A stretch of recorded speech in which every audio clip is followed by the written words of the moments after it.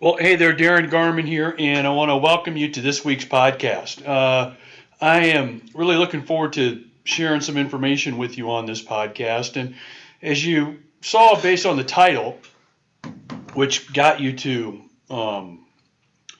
check this podcast out in the first place, it has to do with success. And I am I'm not one that thinks I know everything about it.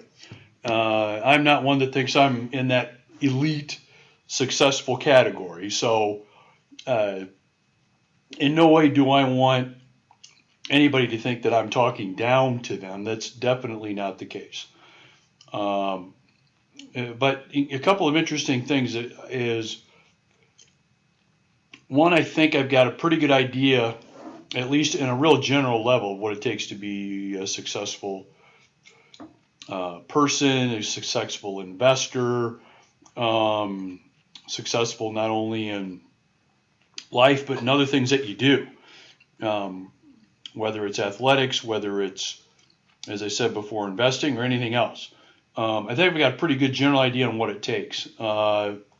As someone that grew up in small town Iowa in a 2-bedroom house living with my grandmother and grandfather and uncle and mother, no father around, and I won't drag you through all of the things that I went through growing up. That's a long therapy session. I'm not going to do that, but bottom line is to come from that to working as I grew up working at a prison as a prison guard to achieving what I have today. I know a little bit about it, and I think I can share some points that I think will resonate with a lot of you, that will cause you to at least mentally nod your head and maybe even provide some new information and some things that can be useful to you. And so let's talk about that. Let's talk about why it takes a freaking mess to be successful, because that's really what success is. It's the result of really making a freaking mess. And what do I mean by freaking mess? I don't mean, being messy and, walking out of the house and, without clean clothes or not combing your hair, or I'm not talking about that. I'm not talking about making a mess in your home or office where it looks like, a tornado went through there. By the way, you should see some of the units that our residents lease from us sometimes, and you'd think a tornado, maybe 3 went through their apartments. But anyway, so I'm not talking about that. I'm talking about getting out of your comfort zone and doing things that are messy and doing things that make you really uncomfortable, knowing that you're not going to get it right, knowing that getting on it the first time, second time, hell, the 10th time, you're not going to really be successful at it. Okay, knowing that rarely do you go from point A to point B quickly. And here's the interesting thing. Most people won't do that and are not wired to do that and are not wired to put up with the mess it takes in order to get from where they are to where they want to be. And this is in anything. This is in athletics especially, investing especially, losing weight especially. Let's just use those 3 things. So let's talk about losing weight for a second. So most of the country is overweight, and I'm going to tell you the main reason why that is. The main reason is that the people that are overweight, and know they are, and know they should be doing something about it, are not making enough of a mess in order to fix it. Okay, so again, by mess, I mean they're not getting out of their comfort zone. They're not doing the things that make their life messy, i.e., exercising, working out, eating smarter, making better decisions on when they sleep, what they spend their time doing, those kind of things. And so when they're not willing to do that, or in most cases, they're willing to do it, but only for a short period of time. And then when they don't get that dramatic, instant kind of success that they're looking for, then they say, screw it, I'm just going to go back to what I was doing before, right? So when the person doesn't lose 15 pounds in a week and has gone through the process of making their life messy, they've done what's been required of them. They've worked out and they're sore. They've followed a more stricter diet, and they've got maybe some hunger pains more than what they're used to. They've maybe adjusted their sleep, and maybe they're getting up a little bit earlier, and it's kind of harder to get out of bed earlier. Okay, maybe they've done that for maybe 7 to 10 days, hell, maybe 2 weeks. But when they don't drop 15 to 18 pounds, when they're not getting that, wow, gigantic result, what do? They go back to what they were doing before. Why? Because of unrealistic expectations. What's the unrealistic expectation? That your life's going to be messy for a lot longer than you think. You're going to have to pay the price for a lot longer than you think in order to achieve what you really want to achieve, in this case, getting to your target weight. Same is true when it comes to athletics, really. So you think about athletics,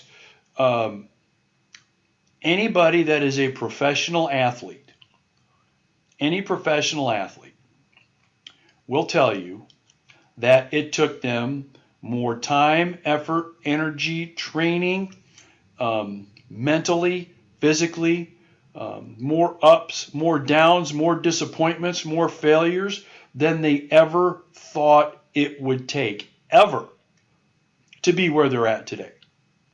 If you think that a professional athlete had it easy ever since they started being an athlete in whatever sport, you're mistaken. And sadly, a lot of people think that. A lot of people think that anyone that's successful when it comes to sports, wealth, investing, even the way that they look, right? Their body or how they look. No, they're lucky. How often do you hear that? Yeah, they're lucky. They were born on the right side of the tracks. They had this advantage. They had that advantage. They were lucky. Excuse after excuse after excuse. And it's all total BS, because for 99.9% of them, of anybody that is successful, they have paid the price. How did they pay it? By making a frickin' mess out of their lives, out of what they're doing, in order to continue working and achieving those goals. So let's talk about investing, right? So investment real estate's a mess, okay? Whenever you're dealing with tenants and maintenance and repairs and sob stories and rent not being paid and evictions, commercial property tenants going bankrupt. We just had, for example, one of our commercial property tenants last week who just signed a 5-year lease with us. Their number one account, which, kind of a little side lesson here, by the way, was almost 90% of their income, one account, decided to go with somebody else. And this was only a few months after they signed a 5-year lease. So now they're in trouble. They're gone. Okay, so even commercial tenants can be messy. Well, you got to put up with all this mess. You got to deal with this mess in order for us and for our investors to get to where we need to get to, right? Here's another example. So we just were on the tail end of finishing up with a whole bunch of improvements on our properties. And that's been one big mess, okay? Dealing with improvements, budgets being on time, being over budget in places, work not being done correctly here and there, work being done great here or there, you name it. It's been a huge mess. And the big part of that mess has been cash flow. right? Because we've been spending our money that we've been earning and making, and even more than that, on the improvements. Okay, it's been not going in our partner's pockets. It's not been going in my pocket. It's been going into the properties. Well, that's one big mess. Not only from a figurative standpoint with, work and repair and maintenance being done, of course, but also when money from income from properties goes into properties instead of your investors' pockets, it's something that they're not particularly fond of. It's a mess.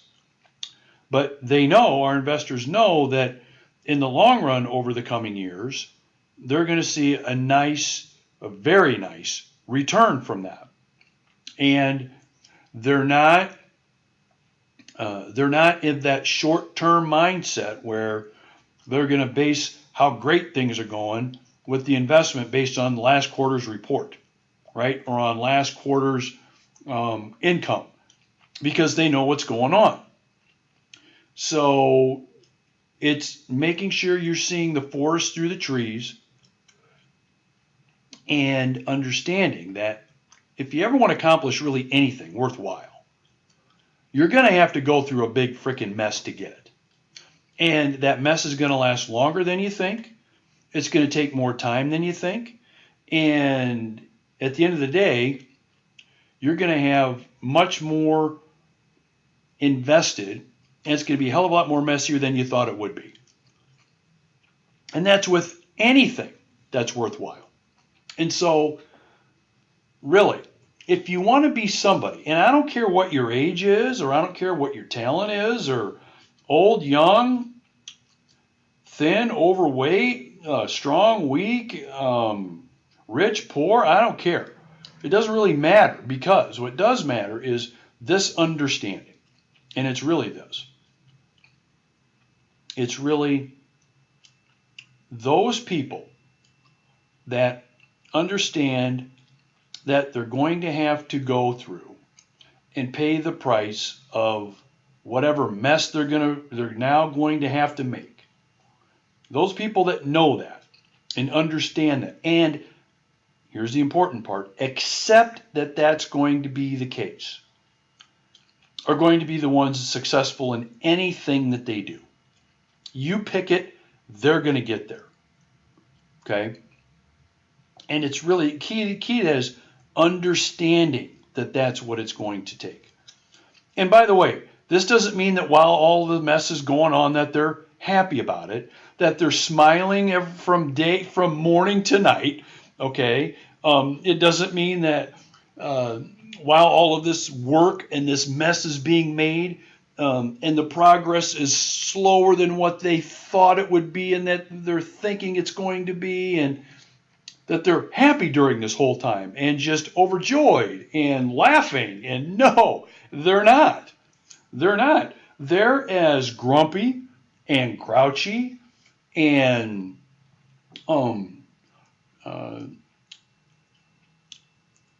ultimately as ticked off about it as anybody would be.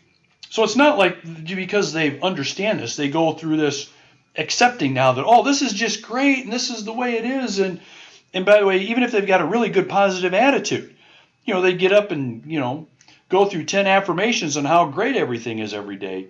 That's still not going to be enough for them to not be grouchy about how the process is. Okay? But the key is accepting it and knowing that everything that you're doing is going to pay off. It will. And the payoff is going to come when it's ready to come, not when you're ready for it to come. I'm going to say that again.